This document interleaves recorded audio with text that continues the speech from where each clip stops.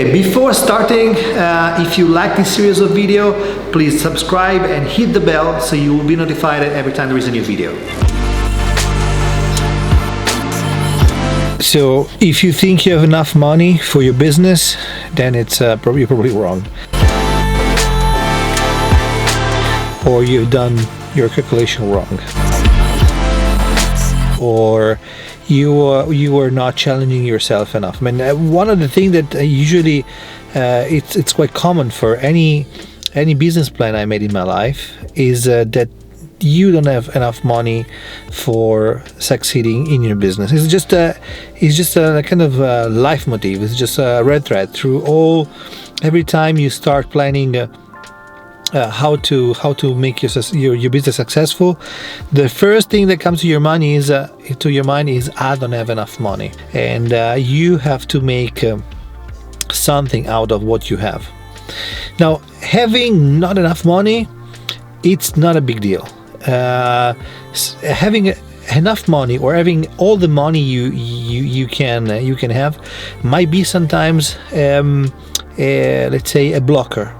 There is an exercise around sometimes. It's a mental exercise, and it's try to think about having a superpower. Try to think about having a superpower. You can choose a superpower. So you can either have infinite money, or you can have infinite time, or you can have infinite people. One of these three. And so when I look at my ideas and my projects, and I think, okay, what if I have infinite money? How my business plan will change? What I would do differently?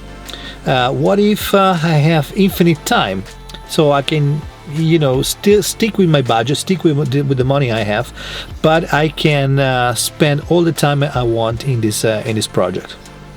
And the third one is what if I'm not alone in my project and I can involve anyone, all the people I want, all the people who is needed from my perspective, and there's no limitation to that. How my project will change, how my business will change, and how much more successful my business will be. So then I start to write down what I would do differently, how much I'm gonna spend, or how much time is gonna take, or how many people I'm going to involve. Okay, then I take the same plan and I remove the superpower, and I say, okay, so now that my creativity was really going all over the places, and I was trying to find the best possible scenario with no limitation, then I put a limitation in it, and I start to shape my project with the boundaries I have: money boundaries, time boundaries, or sometimes people boundaries. And you realize that a lot of the blockers, a lot of the stoppers we put in our minds are more or less just created by ourselves. And money don't really make the difference, especially in the beginning. Of course, are really relevant. Of course, they can scale up your project very quickly. But once things are successful, especially in the beginning of a project, you really want your proof of concept. You really want to see if what you're doing is worth it, your time is worth it, the energy is worth it, even the few money you want to put in it, or even a few time you want to put in it. So don't go all in at the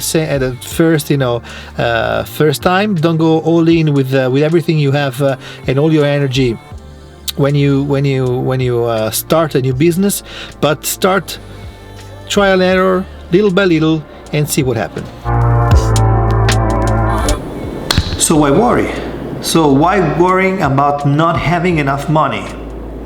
There is one thing really that will stop you and will stop your business to become successful, and it's not starting your business.